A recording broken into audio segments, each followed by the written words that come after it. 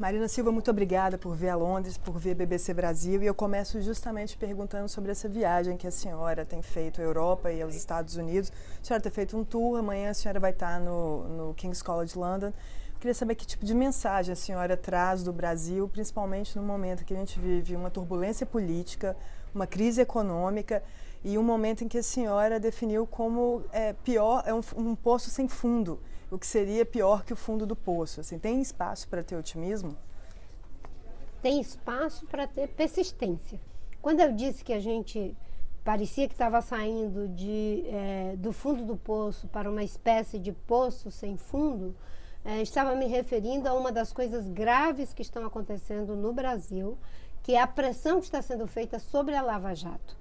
Porque a Lava Jato é uma das coisas mais importantes que aconteceu no Brasil depois da nossa redemocratização.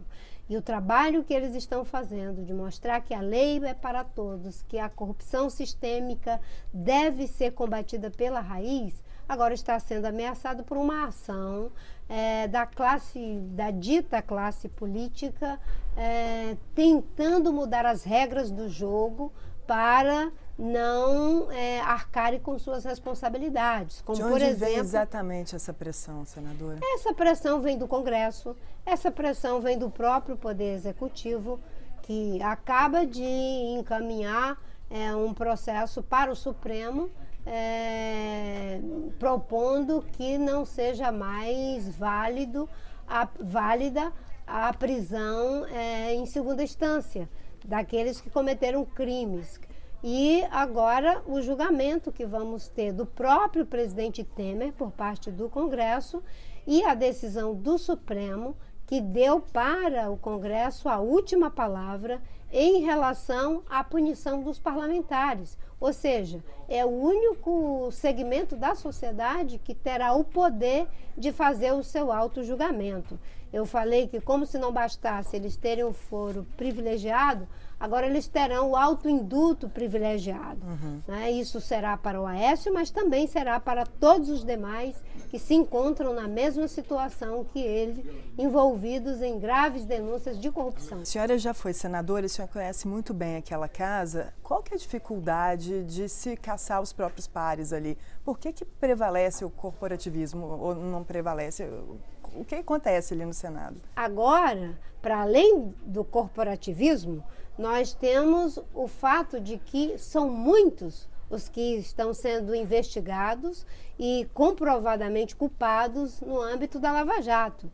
Então, partidos que antes se combatiam, agora estão unidos. PT, PMDB, PSDB, DEM, todos eles estão juntos para salvarem a própria pele, a pele dos seus líderes. É por isso que a dificuldade agora é bem maior, porque aqueles que nunca se juntaram para defender saúde, educação, segurança pública, infraestrutura, agora estão unidos para evitar a punição dos crimes que cometeram. Entendi. A senhora falou da Lava Jato, com esse medo da pressão de atrapalhar, mas a senhora acha que em algum momento a operação cometeu algum erro, cometeu alguma falha capaz de colocar a própria reputação dela em risco? A Lava Jato vem fazendo um trabalho que é exemplar e eu espero que se transforme num novo paradigma para a justiça brasileira. Todos os mecanismos das instituições públicas têm suas próprias formas de controle. A Lava Jato vem fazendo um trabalho junto com o Ministério Público, junto com a Polícia Federal, e aqueles que são investigados têm o direito à ampla defesa. E, claro, os juízes agora não podem ser colocados no lugar de que eles é que estão cometendo irregularidades, porque, infelizmente, uma boa parte dos que estão sendo investigados gostariam de ter a prerrogativa de estar julgando os seus investigadores ou os seus julgadores. Foi por isso que o senador Renan Calheiros apresentou a lei do abuso do poder econômico, é por isso que se juntou PT, PMDB, PSDB para tentar aprovar um projeto de anistia, e é por isso que agora eles igualmente estão juntos para acabar com o julgamento em segunda instância. Uma das principais críticas que fazem a senhora é que a senhora foi omissa em momentos importantes, que a senhora deixou de protagonizar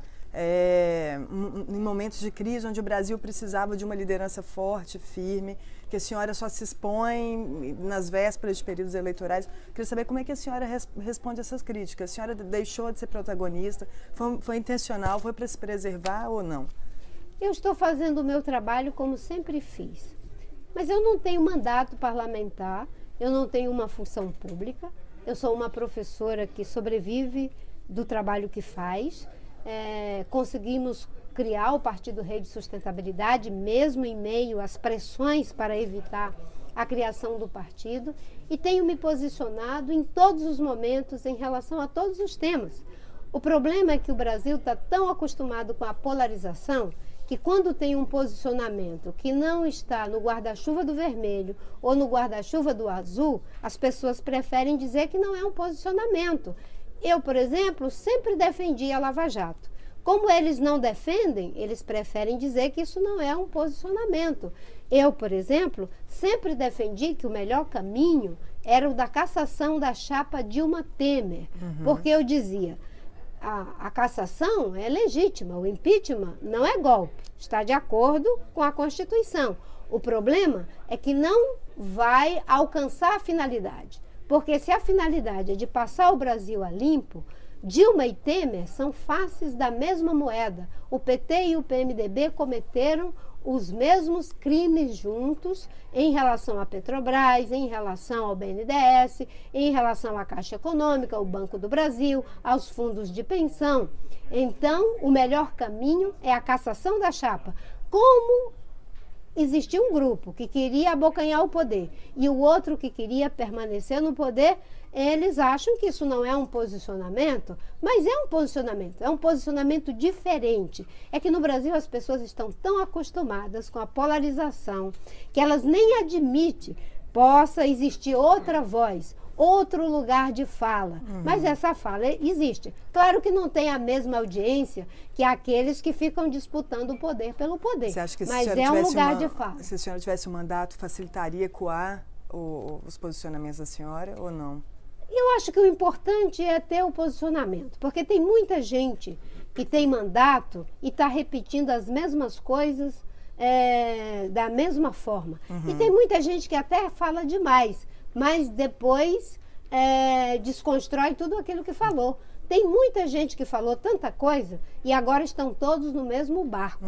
Eu, por exemplo, agora estou vendo que estamos numa crise dramática como essa e tudo que eu percebo é as pessoas preocupadas em como é que faz para ganhar o poder. Não é em saber como vamos fazer para combater a corrupção, para prevenir a corrupção e principalmente para promover uma gestão pública eticamente responsável. Falando nisso, a senhora sente que a senhora perdeu uma oportunidade de ocupar um vácuo de poder que se abriu? Porque teve o impeachment da Dilma, ela saiu do jogo político, o Aécio se envolveu com dezenas de denúncias graves. A senhora sente que perdeu essa oportunidade de ocupar esse espaço que aparentemente se abriu? Eu acho que é muito cedo para dizer o que se perdeu e o que se ganhou. Eu sempre digo que a derrota ou a vitória a gente só mede na história. E temos que ter paciência para aguardar o processo político. E também eu não entendo que a política é um vácuo a ser ocupado, não é? É um processo a ser conquistado no debate, não no embate, não é? Da polarização que tanto mal já fez ao país, mas na troca de ideias, dizendo o que a gente acha que é melhor para a saída da crise, dizendo o que a gente acha que é melhor para que o país volte a crescer, para que se retome os investimentos, para que se controle o gasto público, que está fora de controle praticamente, para que se controle a inflação, para que se possa reduzir juros. É isso que precisa ser debatido. Pensando com a cabeça do eleitor, bom, a senhora já foi ativista política, foi vereadora, foi deputada estadual, foi ministra, foi senadora 2 vezes. A senhora conhece muito bem o eleitor, imagino eu. A senhora sente que tem uma fadiga com o político de carreira, o político tradicional? A senhora sente que o eleitor hoje procura algo diferente? E eu pontuo aqui, diferente não necessariamente é melhor, mas as pessoas estão procurando algo que é ainda não testado, não experimentado. A senhora acha isso? Eu acho que a sociedade está procurando algo que dê a resposta, que tenha efetividade. O problema é que muitas vezes esse sentimento das pessoas, do cansaço, com a incompetência, com a falta de transparência, com a corrupção, com a lógica do poder pelo poder, é usado para tentar desviar do seu objetivo principal. As manifestações de 2013 foram muito claras. As pessoas querem saúde de qualidade, educação de qualidade, transporte de qualidade, emprego para poder viver e criar suas famílias, querem a possibilidade de um transporte que as leve para o trabalho, que facilite o seu entretenimento, que já é tão difícil. As pessoas foram muito claras. Aí o que alguns partidos e lideranças políticas fizeram? Disseram, não, o que a sociedade quer é uma reforma política. Veja bem, retiraram do foco o mais importante e levaram para um outro caminho. E agora que estão fazendo a reforma política, não é a reforma política que a sociedade brasileira quer, para ampliar a participação, para que ele possa sair do papel de espectador e assuma um espaço de protagonismo no processo político brasileiro. A reforma política que está sendo feita é para dar mais poderes aos partidos tradicionais, mais poderes aos caciques tradicionais, mais dinheiro para suas campanhas milionárias e seus marqueteiros a peso de ouro e mais espaço para que eles possam permanecer no poder, independente da vontade do povo. Quando a gente olha as pesquisas de intenção de voto, o presidente Lula, ele lidera com folga. Eu queria saber como é que a senhora explica essa força do presidente, esse discurso de vítima que ele e o PT assumiram, ele tem impacto, ele cola? Bem, nós temos que compreender as pesquisas como o registro de um momento. E, obviamente, que ainda temos um caminho muito longo pela frente. E a sociedade brasileira está formando ainda a sua opinião sobre a sua escolha. Eu não acho que a gente deva dar isso como um dado de realidade já estabelecida, não é? E é claro, eu espero que o debate em torno das ideias, o debate em torno das propostas, possa fazer com que os eleitores criem a sua própria identificação com esse ou aquele projeto. Mas como é que explica o presidente estar liderando, mesmo tendo sido condenado por corrupção? O presidente Lula foi presidente por 2 vezes, uma liderança sindical histórica, mas o importante é a gente pensar esse momento da seguinte forma. Pessoas virtuosas devem criar instituições virtuosas para lhes corrigir quando falharem em suas virtudes. Os acertos que se teve não podem ser usados para não dar conta dos erros que foram praticados. E, nesse momento, essa reflexão ainda está em curso no Brasil. E é claro, vamos ter uma disputa, me parece, com muitos candidatos. Falando nisso, Jair Bolsonaro é um candidato com posições conservadoras, às vezes extremista. Como é que a senhora explica ele estar empatado tecnicamente com a senhora e onde ele faz ressonar em quem? Que tipo de segmento da sociedade ele representa? Ele tem alguma chance de ir para o segundo turno com essas posições? Como eu disse, ainda é muito cedo. Mas, nesse momento, há uma exacerbação em várias regiões do mundo do populismo, tanto de direita quanto de esquerda.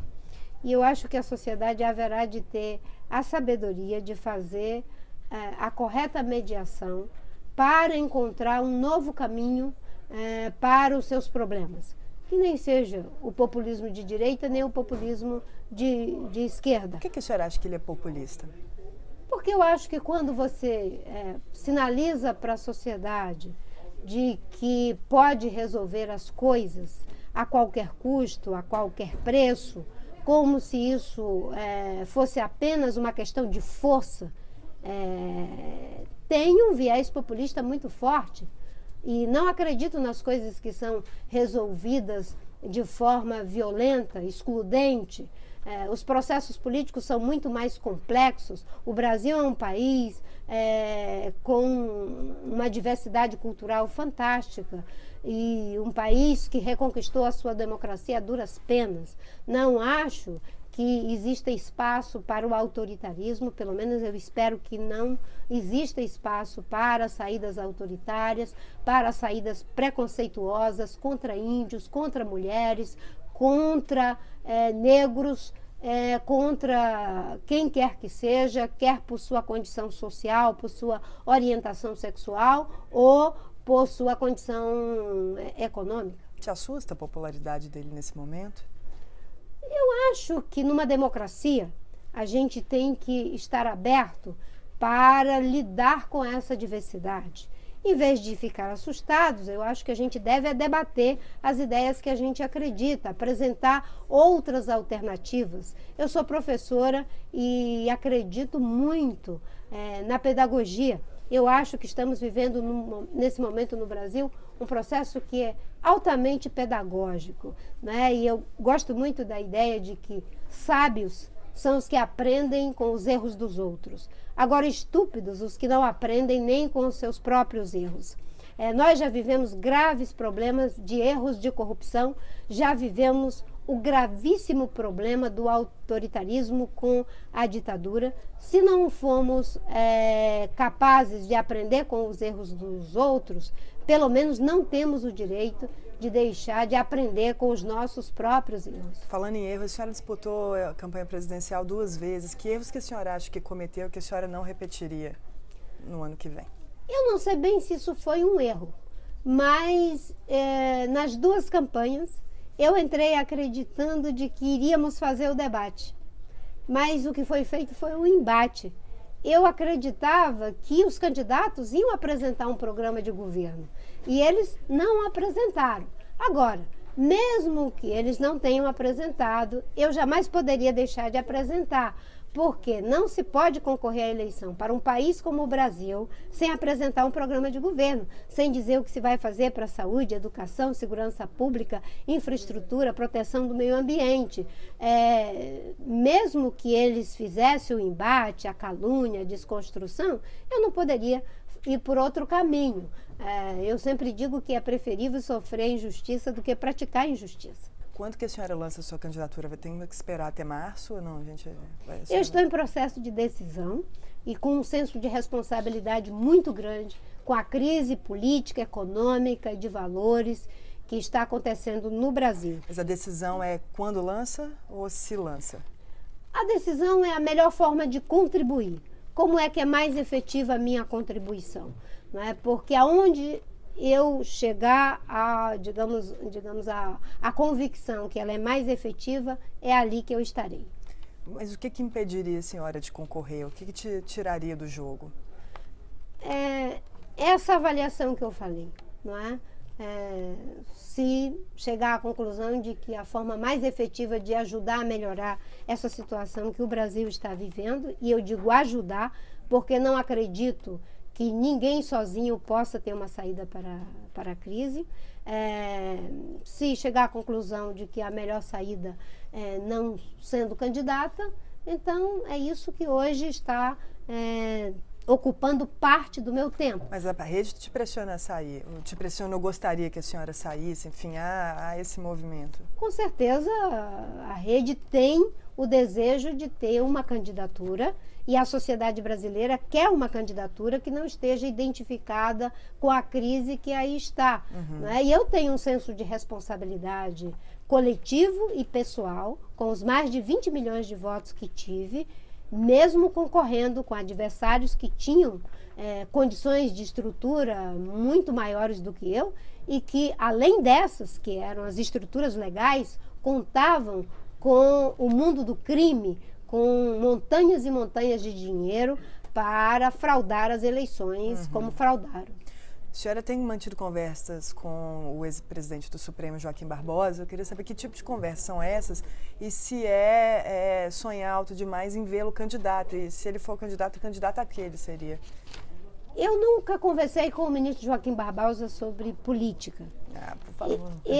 Não, eu estou falando sério, claro. Eu conversei com o ministro Joaquim Barbosa, sim, no contexto da rebelião que o presidente do Senado, Renan Calheiros, fez, de não cumprir a ordem do Supremo, e naquele momento delicado conversei com ele e o ministro Aires Brito sobre aquela crise. Não falamos de filiação, não falamos de candidatura, mas eu acho que o ministro Joaquim Barbosa é uma pessoa altamente relevante para a política brasileira e se ele desejar dar a sua contribuição, é uma contribuição bem-vinda e necessária para ajudar a melhorar a qualidade da política, melhorar a qualidade da democracia. Mas essa é uma decisão que ele próprio também está avaliando, mas até esse momento nunca conversamos especificamente sobre isso. Entendi. Tanto o presidente Fernando Henrique Cardoso quanto o presidente Lula já falaram que é muito difícil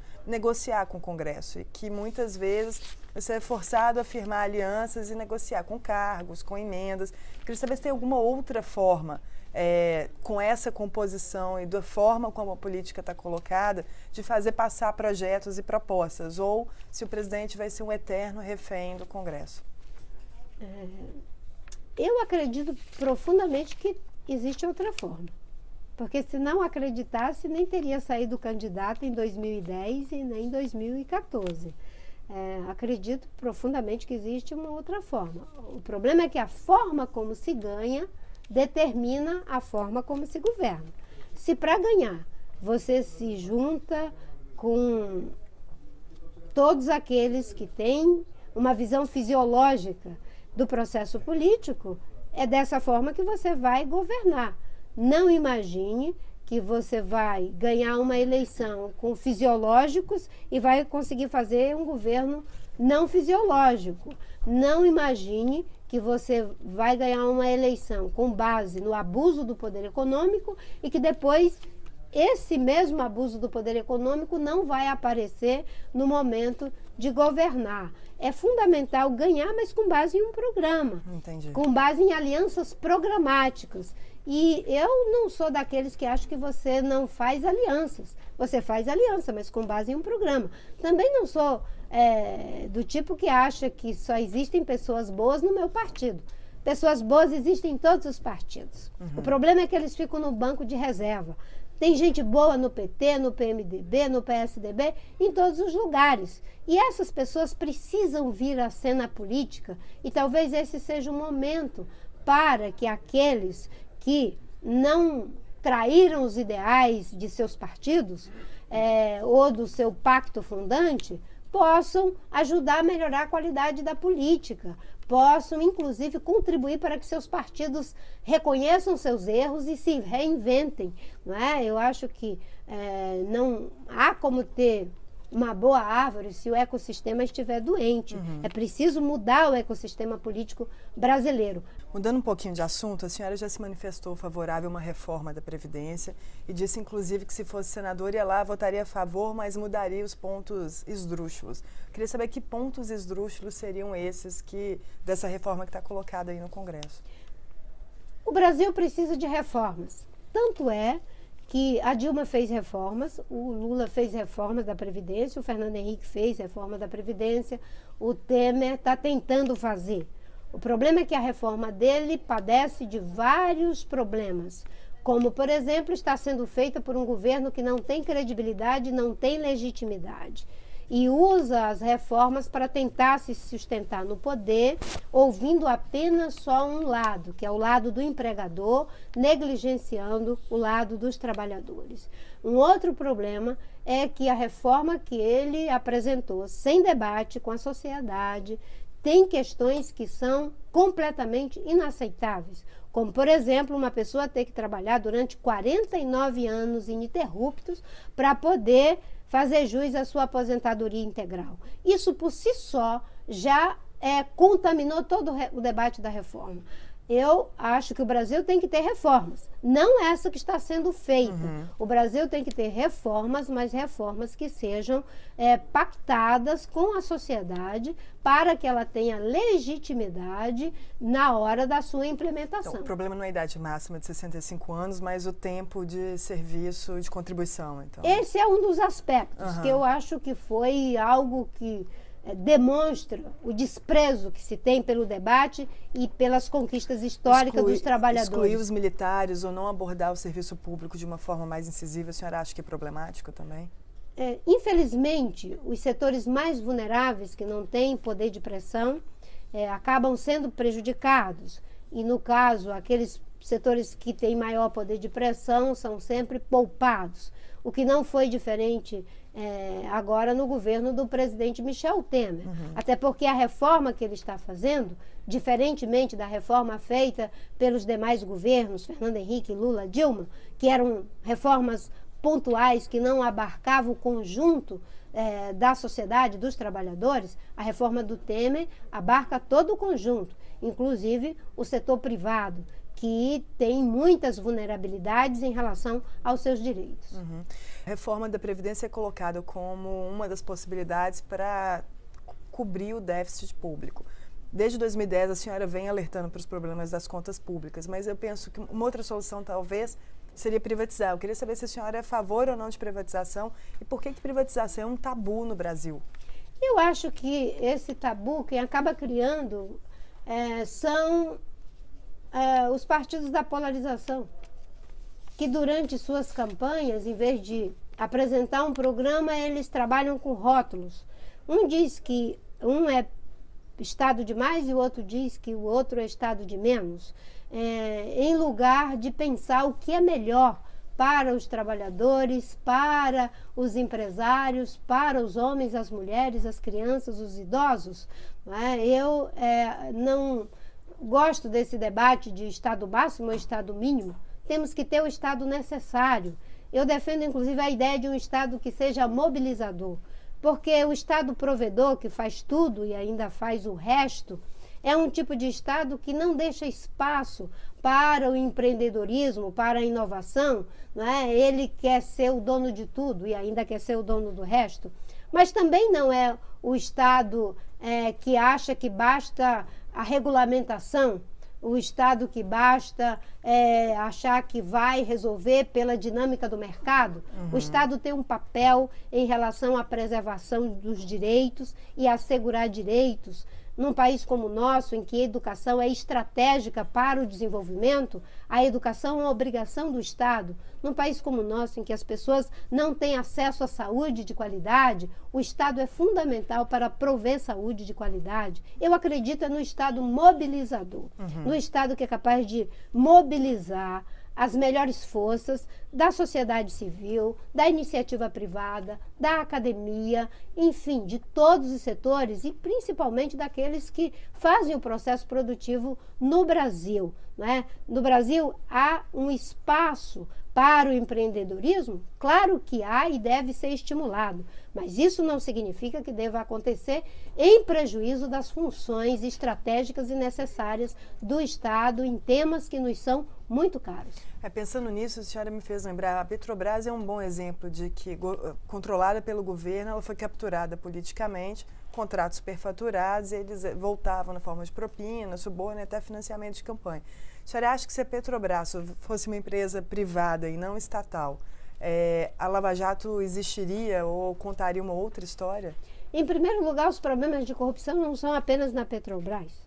É na Petrobras, é no Banco do Brasil, na Caixa Econômica, nos fundos de pensão, na Eletrobras, em vários setores, em Belo Monte. A corrupção é sistêmica, quase generalizada. E o problema não é a forma como é a Petrobras. O problema é da falta de competência e de honestidade, de ética pública. Não se pode querer resolver problemas estruturais com manobras de deslocar o assunto para um outro terreno. Não, se a Petrobras fosse privatizada, não é isso que vai resolver o problema. Poderia ter corrupção do mesmo jeito. O que vai resolver o problema é ter gestores honestos, políticos que não nomeiam diretorias da Petrobras para desviar recursos para os seus partidos, para as suas campanhas e para enriquecimento ilícitos. Existe um outro lugar onde esse debate precisa ser feito. E é engraçado que as pessoas que fazem esse debate de morrer de amor pela Petrobras foram exatamente aquelas que levaram a Petrobras à situação de penúria em que ela está hoje, com essa corrupção. A senhora privatizaria a Petrobras se fosse presidente? Não. Não. Acho que a forma como ela está instituída é uma forma que, numa gestão pública correta, republicana, dá certo. A gente vê um debate muito grande, as redes sociais polarizadas e há muita gente falando que os evangélicos têm um plano para tomar o poder. Queria saber de onde veio essa ideia e se ela tem pertinência. Primeiro, há um desconhecimento da contribuição dos protestantes em relação à criação do Estado laico. A reforma protestante deu uma grande contribuição para que se tivesse a separação entre igreja e Estado. Portanto, esse debate não deve nem precisa ignorar esse fato. Eu defendo o Estado laico. O Estado laico é bom para quem crê, é bom para quem não crê, e é bom para todos. É fundamental que numa democracia as pessoas tenham o direito de se expressar livremente, tanto aqueles que creem quanto aqueles que não creem.